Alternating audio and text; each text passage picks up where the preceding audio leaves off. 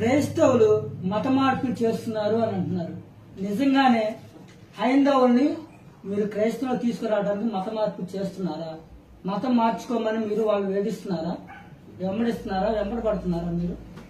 మారండి మారండి మారండి అని దీనికి మీ ఎవరు నియమిస్తారు? ఓకే ఓకే, చాలా మంచి విషయం ప్రస్తావించారు.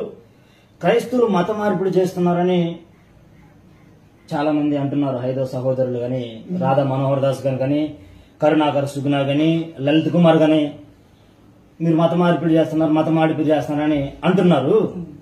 నేను ఒక విషయం చెప్తాను.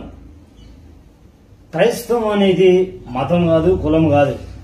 క్రైస్తవం అనేది ఒక మార్గం అండి. ప్రత్యేకంగా యేసు ప్రభు చూపించిన ఆ పరలోకానికి చేరగలిగే ఒక మార్గం. ఒకసారి మనం అపోస్తుల కార్యంలోకి వెళ్దాం. అపోస్తుల కార్యంలో 10వ అధ్యాయం 36వ వచనం ఒకసారి చదువుతారా? యేసుక్రీస్తు అందరికి ప్రభు. చాలు, చూడండి. అపోస్తుల కార్యంలో 10వ అధ్యాయం 36వ వచనంలో యేసుక్రీస్తు అందరికీ ప్రభు అని చెప్పారు. ఈ మతం వారికే ప్రభు, ఈ కులం వారికే ప్రభు, ఈ ప్రాంతం వారికే ప్రభు అని ఎక్కడా చెప్పలేదు. యేసుక్రీస్తు అందరికీ ప్రభు అన్నప్పుడు ఇది మతం ఎలా అవుతుంది? యేసయ్య చూపించే ఒక జీవం గల పరలోక మార్గం అని ఎందుకు అనుకోవట్లే వాళ్ళు? పెద్దలైనప్పటికీ జ్ఞానం లేదు. దీన్ని ఒకసారి మీరు గమనించాల్సింది. అంటే అవివేకంతో మాట్లాడుతున్నారు అంటారు. అంటే మరి వివేకం లేకుండా మాట్లాడుతున్నారు. ఎప్పటికీ ఇది మతం కాదు, మార్గం అని గమనించాలి ప్రతి ఒక్కళ్ళు కూడా. ఓకే, మీరు వెళ్ళి మీరు సువార్త ప్రకటించాల్సినంత అవసరం ఏంది? ఎక్కడికి వెళ్ళి? ఇళ్ల దగ్గరకు కావచ్చు, గ్రామాలకు కావచ్చు, మరి ఇతర ప్రాంతాలకు వెళ్ళి మీరు ఎందుకు సువార్త చేస్తున్నారు, ఎందుకు ప్రకటించాలంత అవసరం ఏంది మీకు?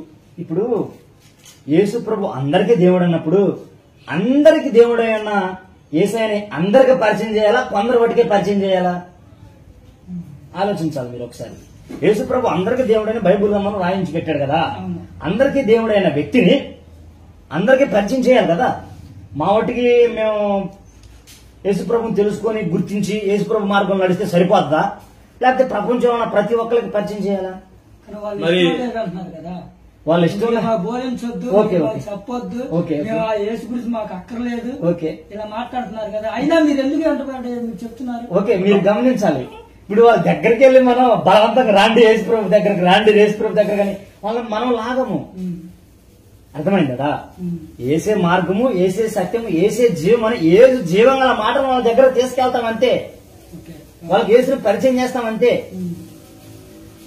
అలాగని వాళ్ళని దగ్గర తీసుకెళ్లి చర్చిలో కూర్చోండి, వాక్యం వినండి అలాగే క్రైస్తవులు